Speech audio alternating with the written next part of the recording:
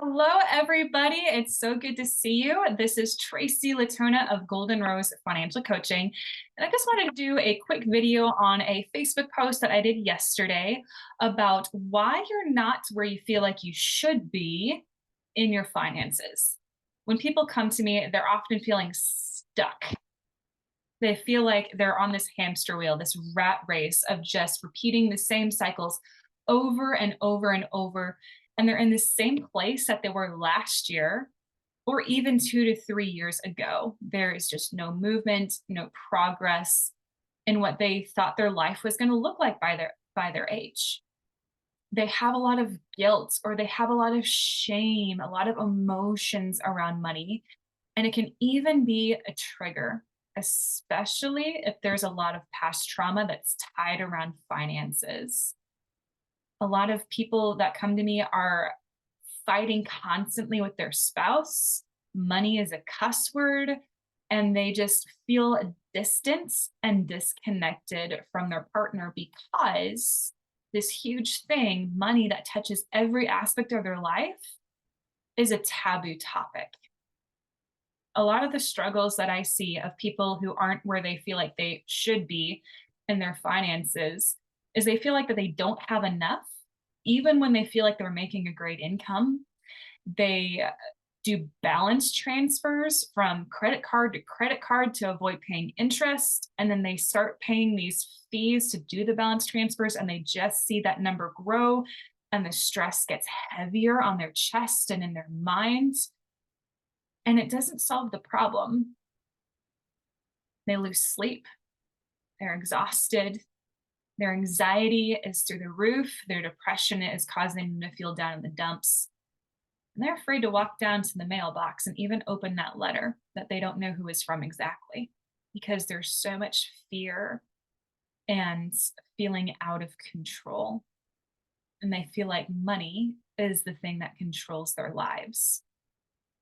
So here's what you need to know about changing that situation, about what you need to alleviate the problems that I just mentioned to help you gain control of your finances. So keep in mind that these are insights, these are band aids.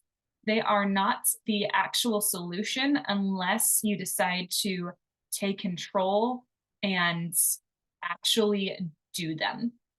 Insights are just a band aid. The first thing that most people don't have who feel this way is they don't have structure in their finances. They don't have a budget or a mission for their money, whatever it is you want to call it. They get paid, they pay what bills they need to, and then the rest is just fun money. And before you know it, they feel broke AF 2 days after they got paid. And that cycle of stress and frustration and anger continues. So they don't have a budget, they don't have structure in their finances. The second thing that people are missing is a roadmap on how to handle their money and where they're even going in their financial lives. I call these goals. They just don't know what it is they want to work towards specifically. There's lack of clarity. They have an idea of what they want. They want to be debt free. They want to buy that car. They want to go on that Disney vacation, but they don't actually have the roadmap on how to get there and reach those goals. The third thing that people need is to work on their behaviors with their money. Money is 80% behavior. I'm throwing mindset in there as well, and only 20% head knowledge. I had an amazing coaching conversation with a lady today who helped me out. And she wanted to know, hey, how do I reach my money goals with paying off this debt? And I knew there was something going on underneath the surface. So we actually had a powerful coaching conversation around her behaviors with her finances. What was going on underneath the surface of her spending money outside the budget or spending money that she wasn't planning, and what her feelings and beliefs about herself were behind that. That is a huge component as to why people are not where they feel like they should be in their finances. And then lastly, if you're married and you're not working with your spouse on your finances, that's another reason. Couples that work together on their finances and work together as a team are able to create so much powerful traction in their money that they're able to become an unstoppable team. But those who don't talk about money or fight about money or don't have a common desire to head at least in the same direction, you don't have to be on the same page specifically, just in the same book. That's going to be another thing that keeps you stuck. How do I know this stuff works? How do I know that doing a budget and having a roadmap and digging into the behavior piece and really working with my husband is the thing that gets you from feeling stuck to feeling empowered in your money? My friends, I've shared several stories in the story challenge over the last month. Guys, I have been in a position to where I literally had to take the change jar down to the bank to feed my family for the week. It sucked. It wasn't fun. Our bank account was frozen. We had paid over $3,000 in overdraft that fees this year. There was no food in the fridge. And we just felt like we didn't have any options. And that was my I had it moment. That was my something has got to change. I'm sick of living this way and I cannot do this anymore. But I still didn't know what to do. Long story short, after getting divorced, where money and communication were a big reason why, getting remarried after the Lord brought us back together, after I learned what it meant to live my life for Jesus and my husband gave his life to Christ, my husband and I decided to do things differently, starting with dedicating our marriage to the Lord, and two, doing things differently in our finances. We started to do a budget structure. We started to make a plan to get out of debt, roadmap. We started to work on our behaviors around our finances and start really digging deep into our emotions. This took several years, which the clients that I work with really, really shortened that down.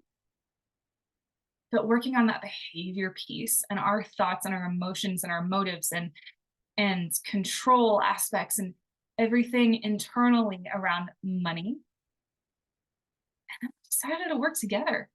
What we were doing before wasn't working. So we tried working together, and wouldn't you know it, we went from being frustrated and angry, and we couldn't even bring up a money conversation without one or both of us getting triggered and starting a fight. So now it's like, hey, babe, I want to bring something up with you. Okay, let's talk. And we work together as grown, mature adults to come to a resolution and to reach that decision together. Sometimes it's a yes, sometimes it's a no, but regardless of what happens, there's peace. And we high five each other to this day every time we have a successful budget meeting because we remember how sucky those times were and we want to celebrate how far that we've come. That's how I know that this process works. A lot of people that come to me have done the apps, they've done the seminars, they might have even gone through Financial Peace University. They try to do it on their own, separate from their spouse. They tried to have their own willpower, and they found that it didn't work. The cycle just kept continuing, and the frustration kept building. What these things don't cover, just the apps, just doing it on yourself, just having the willpower, trying to do it on your own outside of, your spouse, or trying to do it on your own, even if you're single, is it doesn't get into the behavior piece of what's really behind money for you. It doesn't dig into, hey, you went to Target and you got some Chick-fil-A, even though you knew that your budget was over. No judgment, but what's going on behind that? What were you thinking? What were you feeling? What were you doing? What were you thinking about doing? And what are those patterns that led you to choose this decision? And how can we change those patterns and habits so that way You break that cycle so you can move forward. These other options don't also cover the accountability piece. 95% of people who meet with an accountability partner consistently reach their goals. And those that work with a financial coach get out of debt 4 times faster than doing it on their own, even with the investments. The other thing is they don't have a working structure that's customized for them and their lives. Sure, you can print off a budget sheet. Sure, you can YouTube how to do a budget or the 7 baby steps or whatever. You can look that up on the internet. But how do you customize that to dig into what's really important for you and really important for your family and for your livelihood and for your goals? What is important for somebody over here might not be important for somebody over here, and vice versa. It doesn't customize you, it doesn't fit you.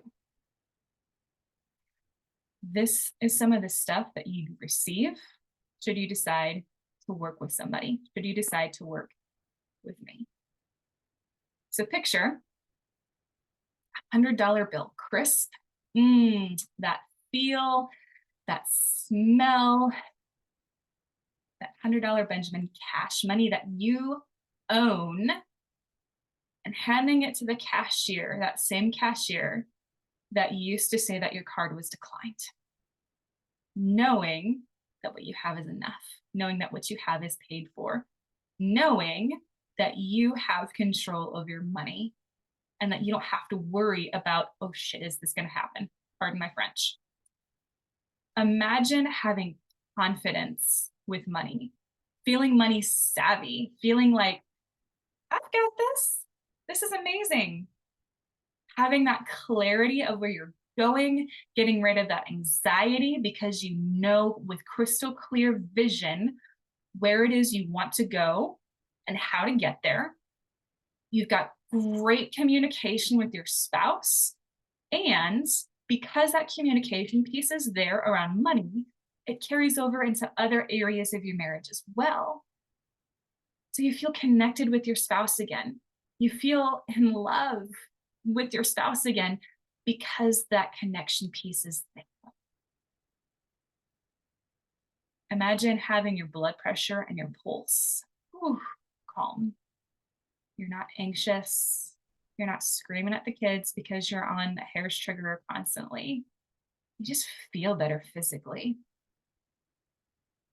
Imagine seeing those numbers on your debts going down instead of going up, and the numbers in your savings, that money that you own, going up higher and higher while you work towards your financial goals. Every emergency just becomes an inconvenience. It still sucks, it's still a pain in the butt, it's still annoying to handle, but it's not a crisis anymore. It's just, this sucks paying $800 for this car fix, but I'm thankful we have the money. And what's even better is when you align your finances with your mission and purpose and your core values in life. That is where you have a joyful, filled, fulfilling life of purpose. Guys, the budget, the goals, understanding that behavior is tied to money, understanding that you need to connect with your spouse and work with them on money is a Band-Aid. If you want the cure, I encourage you to go deeper, raise your hands, and ask for help. Send me a direct message and let's set up a conversation. Let's see where you're at in your finances, what your emotions are, what you're feeling, where it is you'd like to be, what you picture for your future, and if working together is a good fit for both of us for you to get there. All right, guys, I hope this was helpful. Please like, share, and subscribe, and pass this along to your friends and family. Thank you so much.